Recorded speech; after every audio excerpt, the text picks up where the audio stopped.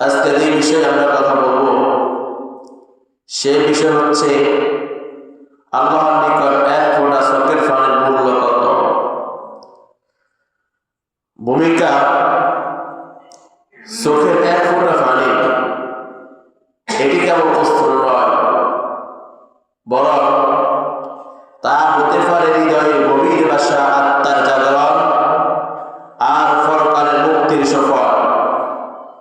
মানুষ দুনিয়াতে আসার সাথে সাথে যেমন কান্না করে একটি শিশু জন্মের পর, যখন কাঁদে না তখন তার শরীরকে বাঁচিয়ে রাখতে চিকিৎসকরা চেষ্টা করেন তাকে কাঁদাতে, কারণ এই কান্নার মাধ্যমে তার শ্বাস প্রশ্বাস সচল হয়, দেহের অঙ্গ প্রত্যঙ্গ সক্রিয় হয়, প্রাণের চিহ্ন জাগ্রত হয়।